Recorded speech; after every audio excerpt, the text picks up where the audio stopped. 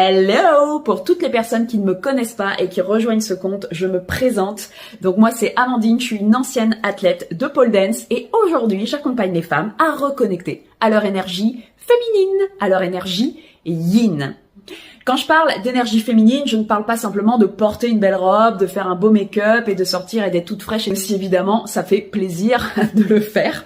Quand je parle d'énergie yin, je parle de choses un peu plus profondes. Je parle du fait de ralentir, du fait de se reconnecter profondément à soi. Je parle de douceur, de vulnérabilité, d'écoute intérieure, d'introspection. Une énergie qu'on a tous en nous, évidemment, hommes comme femmes, mais souvent qu'on n'exploite pas beaucoup. Cette énergie yin, souvent, on la met un petit peu de côté parce que elle peut être considérée comme une énergie de faiblesse. Or, c'est une grande énergie de force. C'est même là où on va puiser toute sa force, j'ai envie de dire.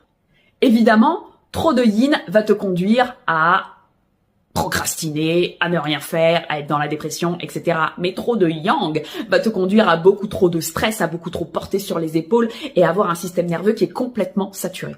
Sauf qu'aujourd'hui, beaucoup de femmes sont énormément en énergie yang et trop yang. Elles ne prennent pas le temps de ralentir. On va me dire oui, mais moi j'ai pas le temps, etc. On peut tous prendre le temps, on a tous le choix à un moment donné dans la vie de pouvoir s'accorder un petit moment pour soi, même si petit soit-il. L'énergie yang, le problème c'est toujours faire, toujours être dans l'action, toujours tout gérer, toujours tout porter, toujours penser à tout.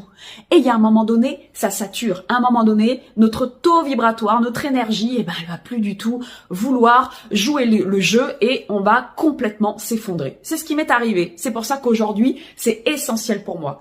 Et sur les accompagnements que je fais, je vois bien que les femmes sont épuisées, qu'elles n'en peuvent plus et à quel point ça leur fait du bien de ralentir, de prendre du temps pour elles et de souffler et de se reconnecter à soi-même. Pourquoi? Parce que dans ces phases de ralentissement, d'introspection, c'est là que tu vas obtenir beaucoup plus de clarté pour toi. C'est là que tu vas avoir des idées créatives de dingue. C'est là que tu vas comprendre, est-ce que je suis sur le bon chemin pour moi? Est-ce que ce que je fais, ça me fait vraiment kiffer?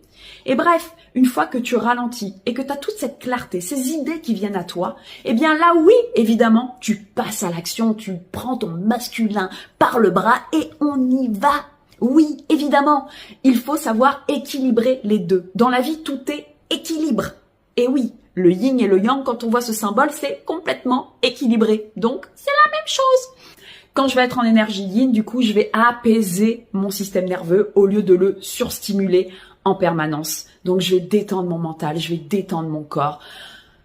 Je vais relâcher et ça va faire du bien. Crois-moi. Si tout ça, ça te parle. Si